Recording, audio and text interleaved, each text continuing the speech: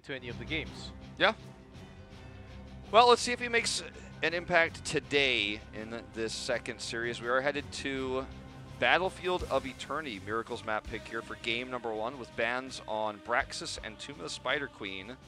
It's actually been quite common to see Tomb of the Spider Queen bans recently. Cursed Hollow has been less banned this week. It was banned a lot last week. Hey Wolf, it seems like we will finally go into a game. Are you sure we could come straight back to camera after No, that's this? also true. Don't jinx it like that. Well, BOE, I think Miracle likes to play this map, actually picking it even against a stronger team sometimes. It's a good map for Junkrat. Yes, very good for Junkrat.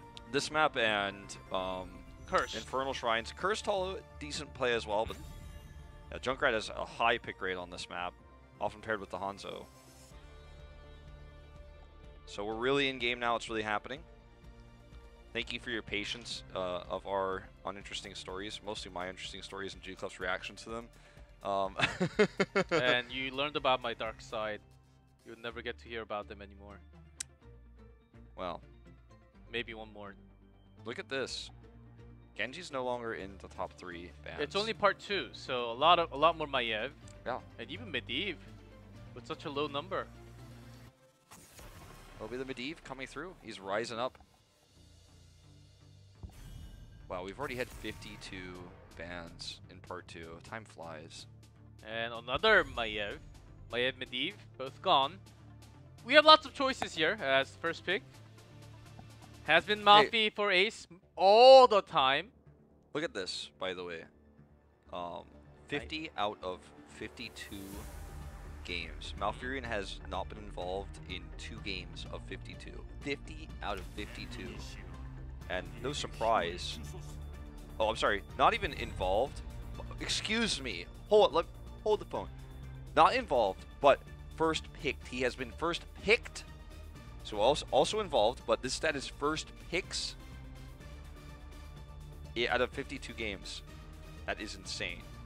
No, it's not. No, it's not. No, it's not. My bad. Okay, no, I was right the first time. I was like, that can't be right. Yeah, cancel the last 5 seconds. Yeah, yeah. And right below Genji, Hanzo is right below with 67%. So the Shimada brothers is right there, and right below that Tracer actually. So you can tell lots of the solo lane Sonya and DPS. Highly contested picks. We had lots of bans last time, but now because we have lots of other heroes as banning, we see a lot more Shimada brothers along with Malfurion. Now Miracle taking that Hanzo Garrosh pair. BOE, so providing some CC. Hanzo of course good for racing. The pokes against Malfurion goes against his healing. Well, they're going to grab the Genji here with Hanzo removed. And it's a tough pairing with the Genji and the Malfurion. And I was wondering for a moment there if we were going to see Abathur, the Tempest, or sorry, the Ballistic Special, but it will be Tyrael. Long time no see for our Diablo Angel, or Ex-Angel, depending on which time frame you're talking about. Spoilers. So that's going to give Genji a lot of extra protection with the Malfurion. I like it. They choose a tank that is really a support more than he is a tank. And for bans here, it's a little bit tough because Miracle doesn't have their soul lane. They will have the opportunity to pick first. Malthael makes sense. Greymane. The ban secondary sources of damage. Greymane has been quite popular this week at that. I think Miracle wants to grab that Sonya, so Sonya will be thinking of that and having that open. The Sonya and Greymane pair is the best when you dive in with the Tyrael, but KCB played once Tyrael. He actually dove in alone and used his trait a few times. That did happen. The Abathur ban comes through, following the logic that we were just talking about a moment ago. We'll want to prevent that Ballistics-esque double clone Genji. And what support do you really want to remove here? I'm thinking probably the Stukov, but Tyrael, if he Aldruin's into an area, you could tell before he actually commits to the teleport where he will be. So it's very easy to just put the silence on the sword and prevent a sanctification from happening if you can react quickly. It's obviously very important matchup when Maiev is on the table with the Warden's Cage, but even without the Maiev, it can be quite powerful against Ethereal, so they're probably given the consideration that. But they will choose to ban the solo laner instead, Sonya. That's basically because H82 has been playing lots of Sonya and basically no Dehaka on this map. Dehaka is a global, somewhat effective, but most of the time it was Sonya that was making the solo lane play. And if you talk about solo lane, Ace has been losing so many times. A solo lane, quite tough of a matchup yesterday, even bringing Marthael when they didn't have a hero. So I think they may be in trouble by banning Sonya because they get their turn after Miracle. Let's see what kind of solo lane we're gonna see coming out from Miracle now. Yeah. It's gonna have to be a little bit different. It's tough to pick the Malthael into the Tyrael, as you say, and it might be time for Blaze to make a return. This is the nerfed Thrall with Crash Lightning. We did see that in Europe last night. Regardless, Thrall could be the solo laner here because you're not using him the same way. If you don't have Crash Lightning, it could still be a strong solo laner. They don't know the matchup yet, so that's the challenge. And instead, they're going to take the safer pick. They have the best racing comp that you can ask for on this patch. With Greymane Hanzo, they have the Stukov against the Tyrael that we were talking about earlier.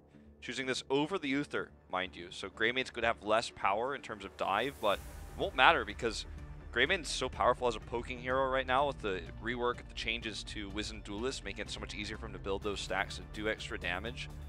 Greymane's in a really good spot right now. Tyrael doesn't need an Uther to be effective. And they'll save their solo lane pick to counter the solo lane of Ace. So it's a really intelligent rotation here for Miracle. Do follow that along. And in terms of solo lane for Ace Rush now, he played about 12 different heroes this season. And 8 of those are actually solo lanes. So I think he will be the solo laner. Banned Sonya. But he played lots of heroes, but never really dominated the solo lane even with a Sonya. So let's see if they actually take Marthael themselves. Li Ming. Arthas. Very strong pick against both the Greymane and the Garrosh, really. With how Greymane is played now, it's a little bit tougher to counter him directly with the Arthas like he used to, but it's still be very strong. And this is a much better Arthas pick than the one we saw yesterday. Yeah, yesterday was basically looking for luck. And from what I see on my sheet of data from Ace, I don't think anyone has played Arthas, so we may actually have some swaps in between heroes. Tyrael could be the solo laner, of course. Yeah, that happens a lot with this team, so. But they do have the double reset now. Lots of poke from Li Ming. And those bursts can actually bring down the Garrosh without the percent damage. So when they have lots of poke, they can keep the range. The sustain is there. Arthas may be the one getting the focus fire because he doesn't really have an escape tool. Yeah, the poke is going to be super important because Genji can't easily get kills pre-10, and even after 10 it's going to be very complicated to have good setups with the Sanctifications. Very tough hero to execute. This is the Blaze that we suggested earlier might come into play with the Sonya ban, so this is really cool. The setup here on both sides, I actually like the way this draft went. I have no problems with really anything. Yesterday we saw some questionable choices in both series, and there was a lot of learning moments. Oh, look, you can see who's playing what hero, or you can see their names at least. Yeah, I think that actually did swap them into the right places there, if I didn't missee that. So anyway, that's kind of cool. But this draft, pretty solid. I think it's a pretty neutral draft. In terms of the race, the advantage goes to Miracle. They have the Greymane, they have the Hanzo. In terms of poke and team fight potential, definitely goes to Team Ace. I think we'll have to see. Miracle, once they hit 4 after that, they have lots of camp potential too. So they can actually start on early of a camp. Ace, quite mobile, but there's no good hero to actually go for the camp. They can't really send one like Greymane to do the camp alone, or Hanzo. So I think if Miracle really uses that to their advantage, which they also have a lot more experience in terms of macro on this map, and times you play on this map, of course, Miracle is taking the upper hand. That's how you really start your rotation, and of course you try to team fight. But if you're winning, if you're leading so much, you don't really have to team fight. Just go for those objectives when you get the chance. I think that's what Miracle should be thinking. Ace, basically a team fight comp. Yeah. Well said. They've got post 10 so many ways to win fights. It's the early game that needs to be won by Miracle. Oh, is Witcher. Gunza is protecting this actually. He will not be able to get this healing well right now. So forcing that reaction at least. And just gonna show here in the bot lane. So looks like Greymane is going to head back. Notice what Blaze is doing in the top lane. This is actually how you set up a gank. Arthas knows this is suspicious, but I wish we were actually watching top lane. You guys see on the mini map. This is actually how you set up a gank. HGC just waiting to let the lane shove so that he could get a gank onto the Arthas, because Arthas has no escapes. That was the idea. But Rush is a great solo laner and is able to identify HGC2's positioning is suspicious, and so he freezes the lane in the middle. And that's why Gunza's unable to get a pick there or even harass. Witcher comes up to scout this out. Gunza was just there in case Genji goes to the mid hitting well later, so you can have an easier rotation and less time wasted to make that rotation, because it was very less likely against the comp that both team has, unless Judy really gets a good catch onto Malfurion, that they're not going to be a kill. There's one onto Gamey. Focus fire is not there, not enough DPS. Yep, very low though is he. He will have to tap that healing fountain. If Greymane was there, that was going to be a kill. Oh yeah, and this is basically a one trade 3v4, and they're looking to threaten this cap. I don't think they can actually take this, but because there's no Greymane. Yeah, Gamey obviously is going to be able to heal himself up there with the healing fountain, but had they gotten a kill there, it would have been nice. But I like what they're doing. They're kind of lane swapping here. There's bullying Rush now. And even though they are going to obviously take some damage in the bottom lane, they have Hanzo. So it's a little bit easier. They have to get more. And Miracle, they have to get more because they lost the camp. Actually, H82 diving in has to sustain. Gunza lacking a little bit of damage onto Arthas there. But Ace actually defending this one pretty well, just losing one tower and the wall. I want to take a look at the bottom though. See if it was a good trade for them. No, actually Miracle winning this hard. Yeah, they win it super hard. They have, because Greymane with his W just has the ability to have increased attack speed and do massive amounts of damage. And he did, of course, build into Wolfheart at level 1. Oh no, that's that path I was talking about earlier, man. You don't want to walk that way. The pings were there, but KCB. First trait activated. Yep. Long had we waited, 3 minutes. Well, I mentioned in the draft that we may actually see lots of Tyrael trade tonight, as this is his second competitive Tyrael. Well, it's not a good sign early on here, but good punish play there by Miracle. And Greymane pushing that top lane really hard gives them an experience lead. They got a kill as well. And because it's Hanzo, they have the much better, when given the ability, when the setup is like this with the Immortals, when it's on blue side of the map, they have way better ways to clear. But when it's the opposite, Li Ming's going to be strong. Look at this silence positioning there. It was hard. It was very hard for Ace to actually dive in and get a kill. They were so clumped up together. But the silence turns everything back. They have so much time and they're winning this one already. I don't think it started from the very first kill. I think it was a lot more about the rotational work that Ace, when they had to get more advantage out of the bottom push with the camp, they couldn't really push in any hard when they were losing a lot from top. Yeah. So it was not an even trade. I think that really caused this big snowball already into a 4-minute. Yeah, look at how healthy this Immortal is. It's, you know, about like 90%, 80% health there. Or shields, I should say. Blaze is pushing the top right now as well. Miracle, they also have so much ranged basic damage, so they can actually poke so far. And they also have silence too, which means Li Ming has to be far away doing the damage. If she wants to come close, maybe going around to get the Q. Yeah. The Immortal. It takes a long time. Does. HA2 is actually trying to prevent moves like that right now. Look at how aggressively he's positioned.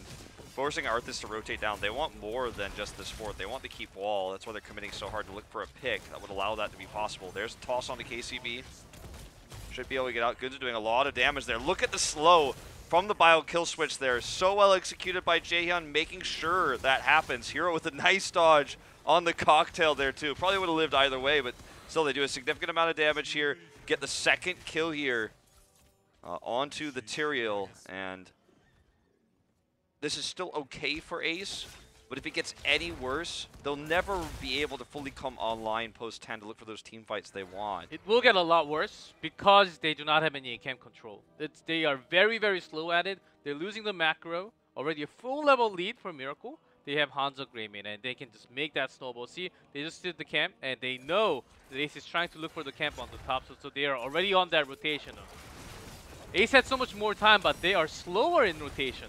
Yeah. It just shows the shot calling of experience coming from Miracle. It certainly does. Rush leading the charge here, trying to get that slow onto H82, but it's not the target he really wants. It's going to take a ton of damage from Greymane and Hanzo as he tries to approach. This is Stukov we're talking about here too, so can heal the entire team against this Arthas play. I don't want to say the Arthas was the wrong pick in this case, because the only CC they really need to worry about is going to be the silence and the toss. But, you know, the charge and things like that, not as big of a problem for Arthas.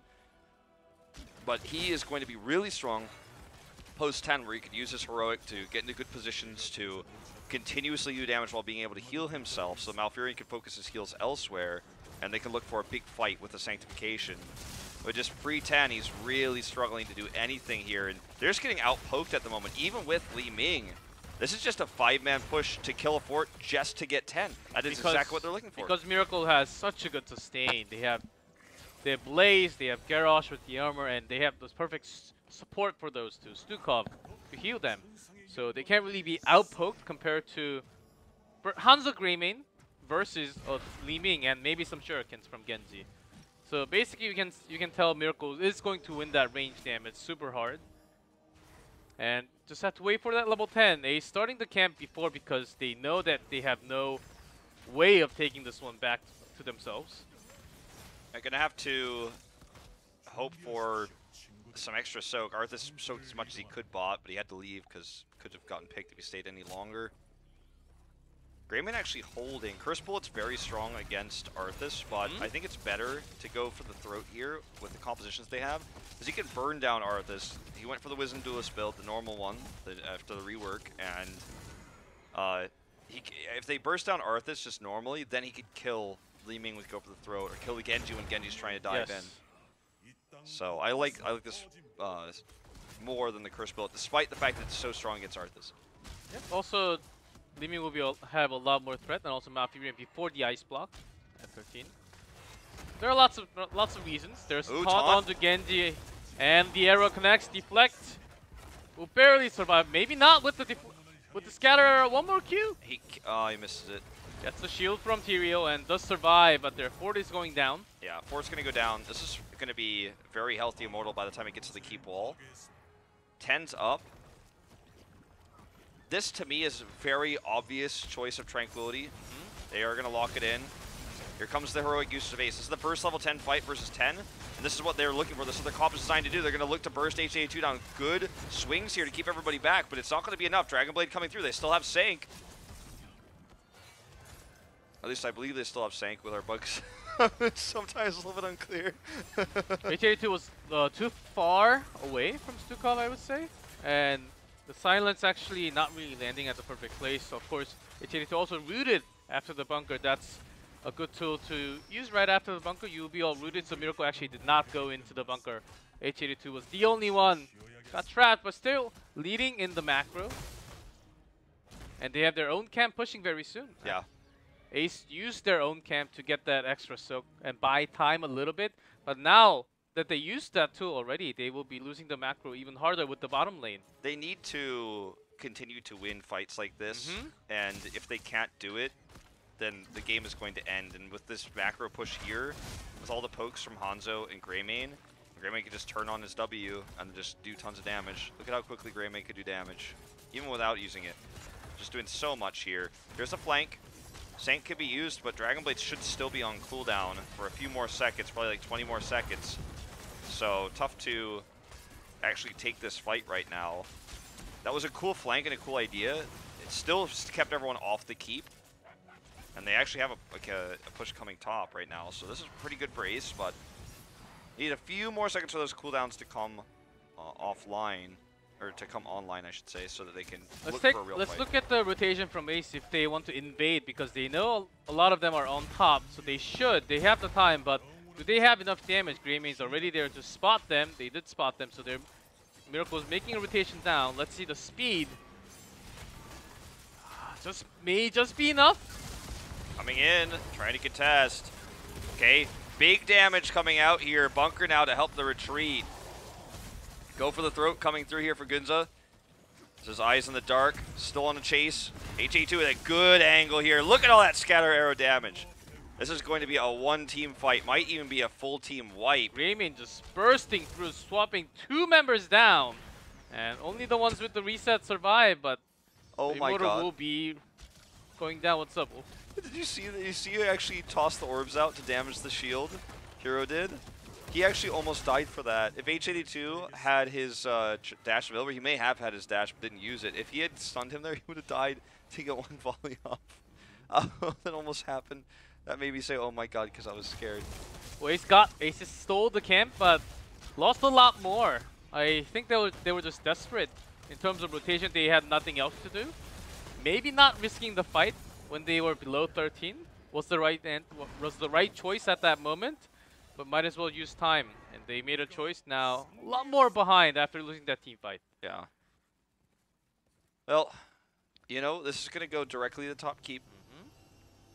Ace used some of the heroics in that last fight, so they don't have those tools to contest with the flank now. So just keep in mind, obviously, we have a bug currently on the current spectating client at 31.1 that should be hotfixed soon, from what I'm told. So that's why the heroics cooldowns don't work. Sorry about that, guys. Out of our control at the moment. But we are looking for this defense here with poke into maybe some engage. As soon as Sank is up, which should be in a few seconds, they can go into to look for a fight. That's going to be their engage. So look at Rush. He wants to prevent the retreat, but he's spotted by Judy. Okay, taking the approach now. Look at KCB.